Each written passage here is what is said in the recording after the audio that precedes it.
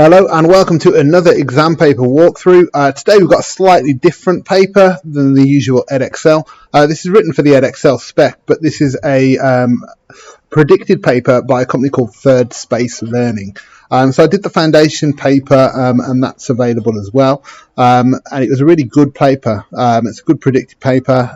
They've gone into quite a bit of detail looking at which questions match with the frequency of the previous exams.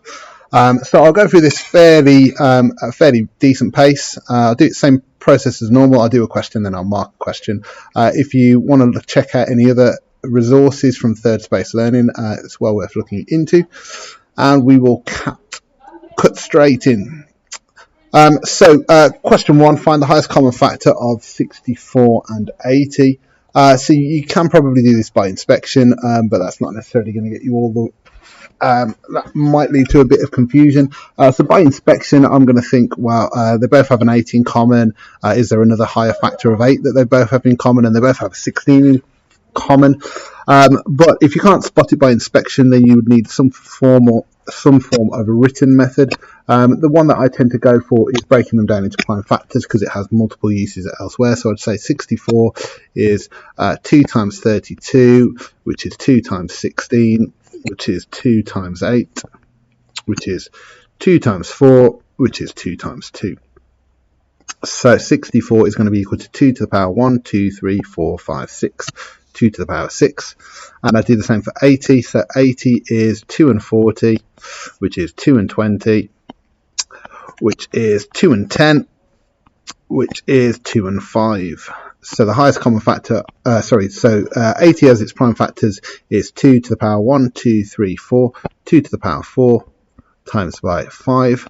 So the highest power of 2, the highest common factor is going to be any factors that they have in common, and they both have 4 2s, or 2 to the power 4 in common. My pen's not letting me write. I've been struggling with my pen all day. Come on, back up. See if that one will work again in a little while. So 2 to the power 6 was...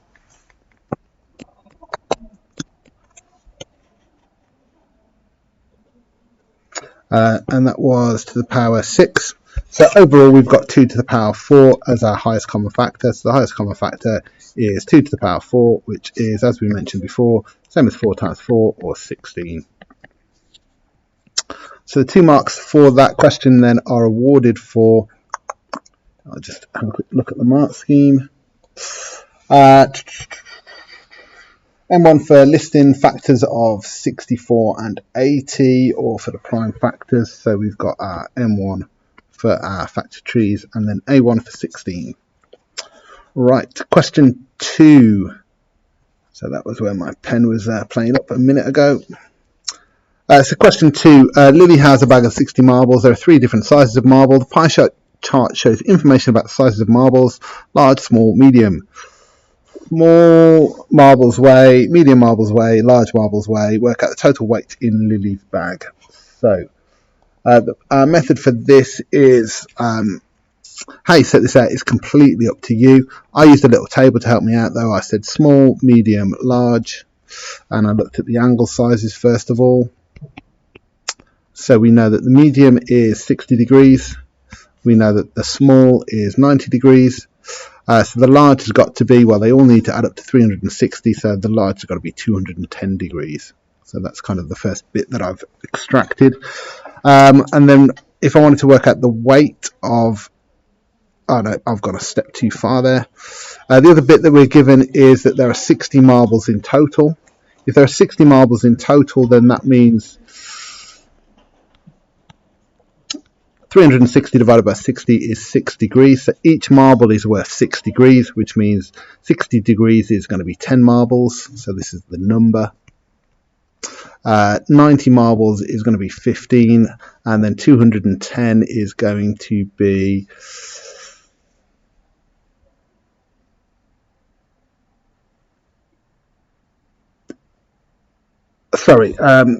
60, take away 15, take away 10 is going to be 45. So we've got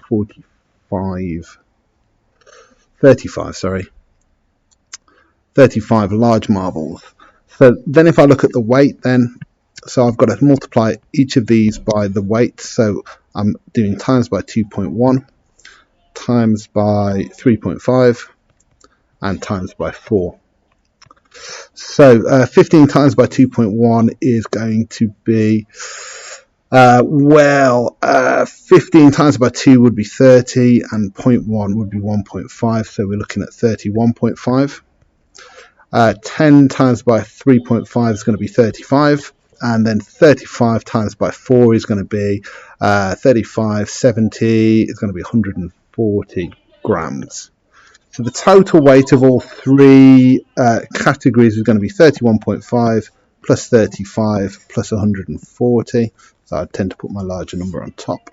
Set that out quite badly.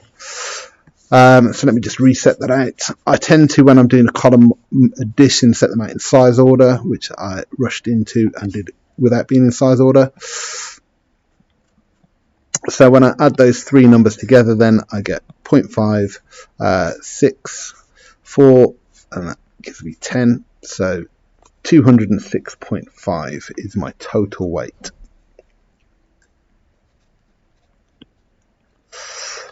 Right, so if we go to the marks for this then, so the mark scheme suggests an M1 if you worked out the total number of small marbles, so M1 there, M1 for working out the total number of medium marbles, an M1 for attempting to multiply the marbles by the weight, so does it say all or, so I'm going to say all, but it doesn't distinguish in the mark scheme, and then an A1 for 206.5. Okay then, question 3, write 3.8 times 10 to the minus 5 as an ordinary number. So when I'm dealing with standard form where I've got small numbers, so minus figure as my power of 10, in effect all I need to do is add that many zeros to the front of the number. So it's going to become 0. So I've added 1, 2, 3, 4, 5, 3, 8. It's kind of how I do it. And then I double check, so I need to have moved the decimal point 5 places. So it's gone from there, from there to there. So it's gone 1, 2, 3, 4, 5 places. That works perfectly. Work out giving your answer in standard form. So we've got a multiplication of standard form numbers. So I treat my number part and my index part separately. So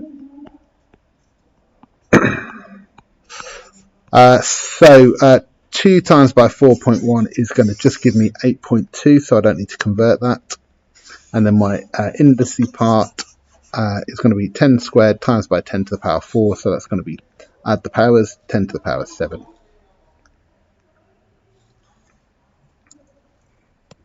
Right, so marks for that. For the first part, it is just a B1 mark, correct answer only.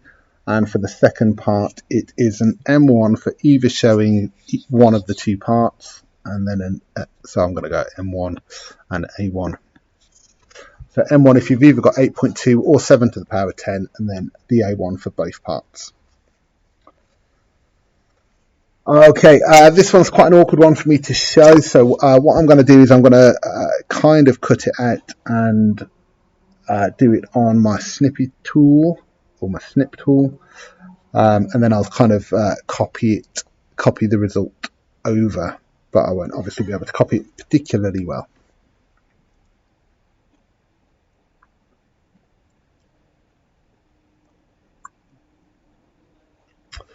Okay, so C is a point on the line AB. Construct a perpendicular bisector of the line AB at the point C. So what I need to do is I need to set my compass arms up somewhere shorter than the length between C and A. To do that, what I'm going to do is I'm going to use my circle, not my... So, and I'm just going to shrink this down. Actually, that's all right. I'm going to shrink it down a tiny bit. Just because it shows that it doesn't need to be at A. Then from there, what I'm going to do is I'm going to arc on both parts of the line there, and then arc on the other side. Ooh, didn't mean to move that. And then arc on the other side there. So now I've got 2 points on the line AB that are an equal distance from C. I now need to take my compass again and open the arms a bit wider. and then I'm going to place the center at the point of the compass on A, and I'm going to arc above and below the line. You can do it as one continuous arc if you want, but I'm going to arc above and below the line.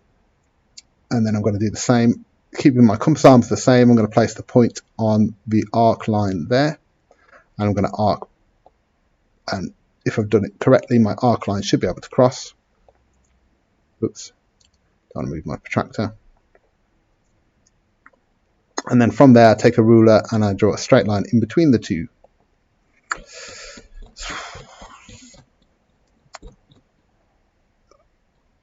Too far. And then if I've drawn it accurately, and you can actually see that it's a perfect 90-degree angle, but assuming that I didn't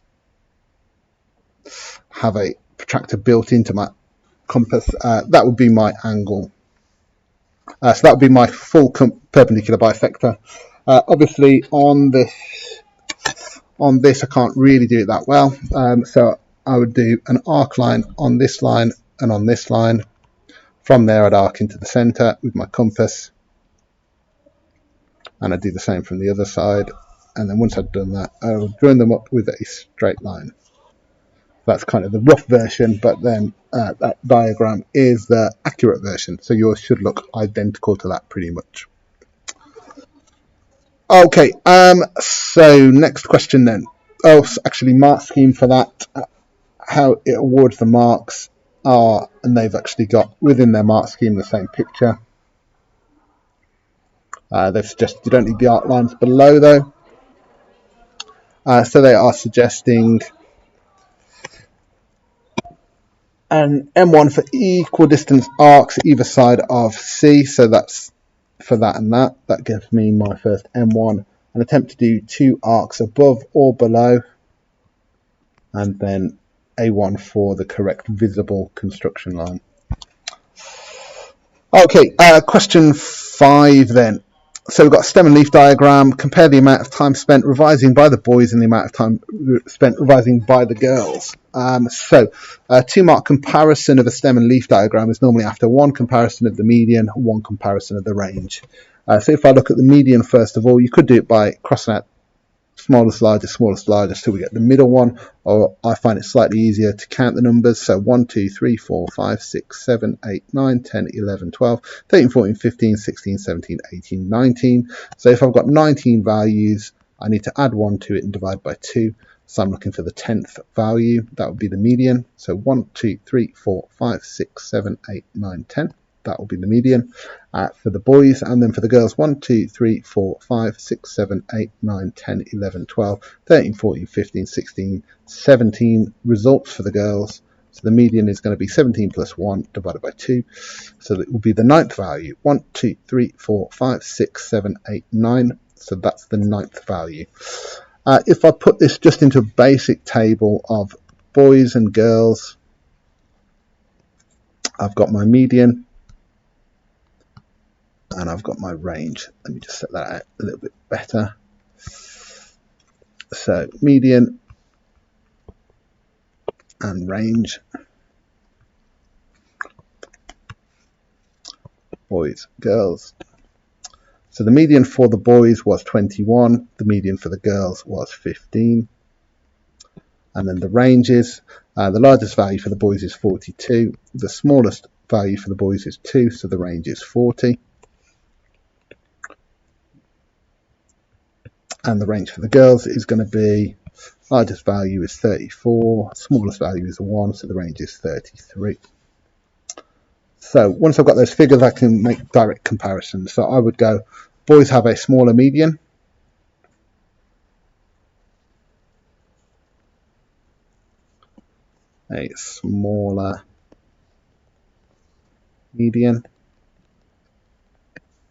and then I tend to put the figure in there just to help my marker, 21 versus 45.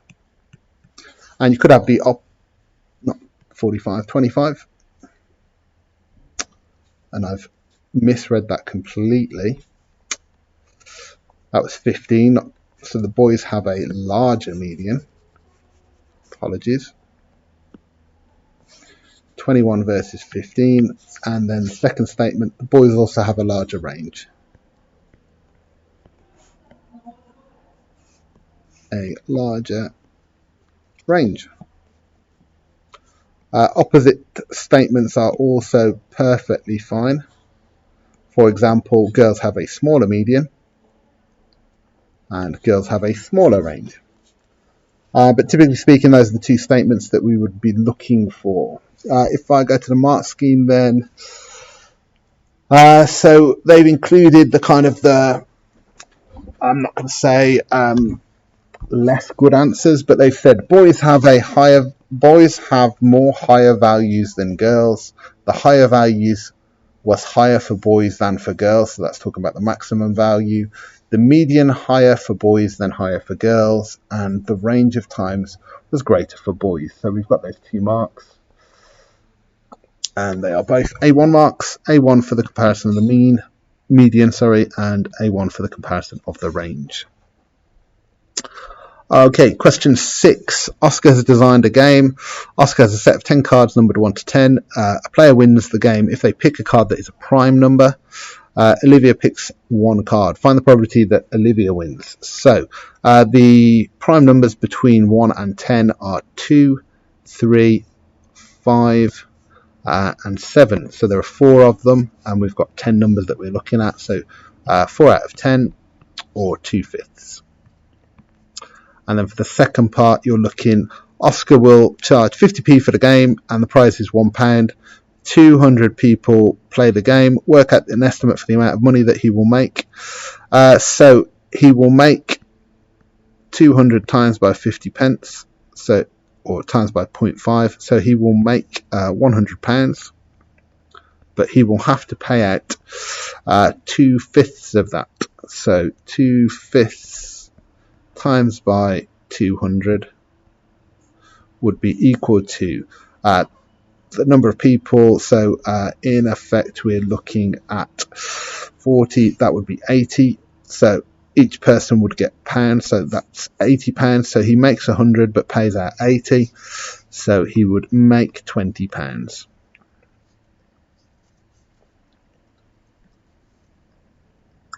And we've not got a symbol there, so £80. Okay, marks for that then. So we are looking at, oops.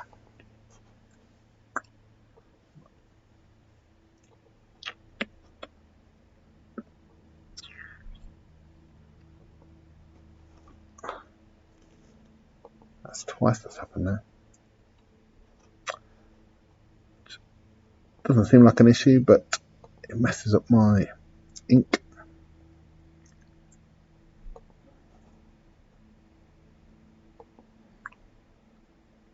Right. So marks for that question then are an M1 for spotting that there are 4 prime numbers, so M1, and then an A1 for either 4/10 or 2/5. And for the second part, an M1 for finding the amount of 100, an M1 for finding expected 80 wins, and then an A1 for the 20.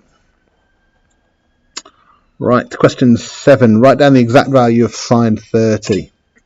So the exact value of sine 30, you may have developed a way to remember it, but from kind of first principles, we're looking at an equilateral triangle that was 2 by 2 by 2 and splitting it into a perpendicular triangle. Into dropping a perpendicular and splitting it into 2 right angle triangles.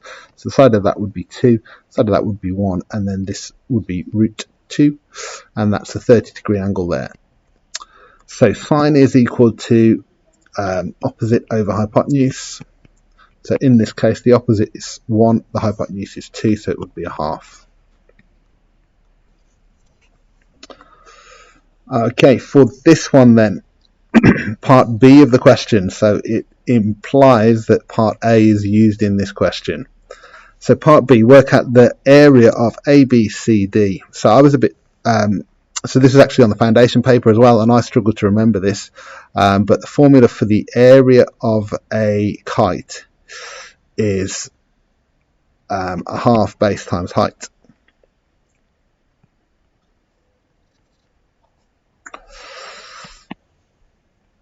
So what we need to do is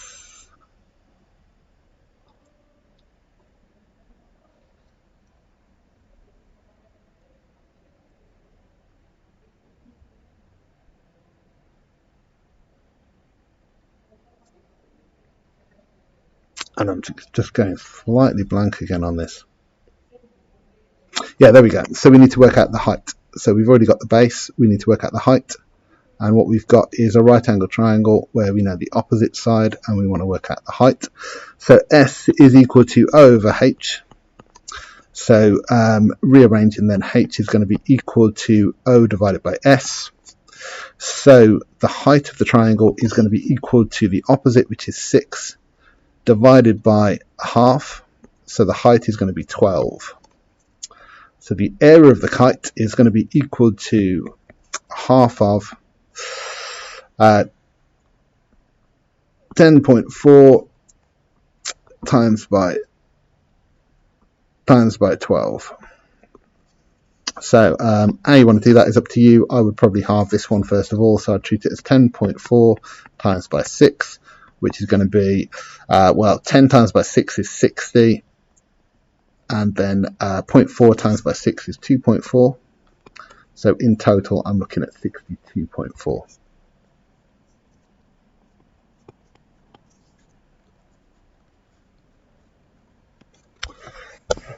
So when I did this earlier, I ended up having to, because I couldn't remember the formula for the area of a kite, so I actually split it into 2 triangles, which actually meant that I had to work out the length of this line instead. And it still worked out exactly the same. And then when I went to the mark scheme and saw formula for the area of a kite, I did a bit of a groan to myself because it made it much, much easier. Okay, marks for that then. Right, it was, for the first part, we picked up just an M1 for, is it an M1 or an A1? A B1, sorry, for, and again, that's starting to become a bit of an issue for me. Right.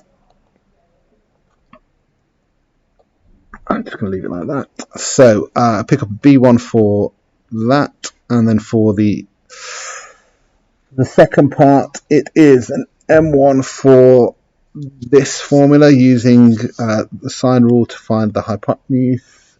So that was actually an M1 and an A1. It was then an M1 for the area being a half of 12 times by 10.4, and then an A1 for that value.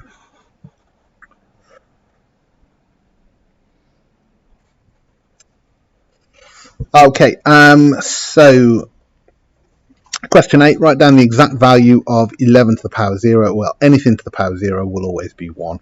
So any value to the power 0 will always be 1. For the second bit, calculate the value of 125 to the 2/3. So we treat this as 2 steps. I'm going to do 125 to the third to the squared. So the square cube root of 125 is 5. So it's going to become 5 squared, which will give us 25. And then for part C, work out the value of 3 to the power minus 2. Well, that's going to become, the minus means take the reciprocal, so that's going to be the same as 1 over 3 squared, which is going to be 1 over 9. Right, and marks for that then, we're looking at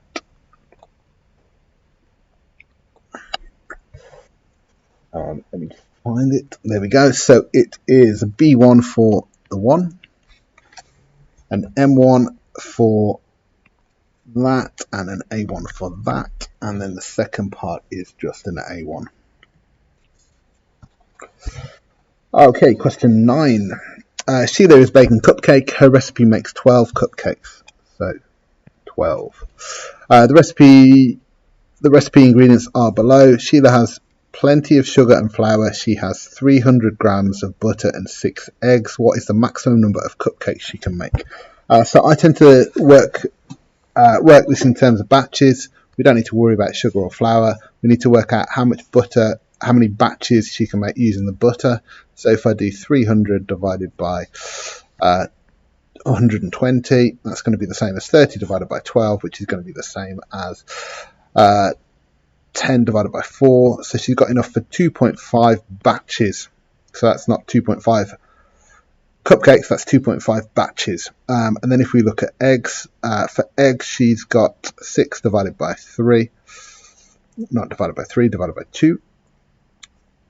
So let me just clear up my working slightly here. So that's butter, and this is eggs, and that's 2.5 batches. So 6 divided by 2 would be 3, so she's got enough for 3 batches of eggs. But she can't make 3 batches because she hasn't got enough butter for that, so the most she can make is 2.5 batches. So I'm doing 12 times by 2.5.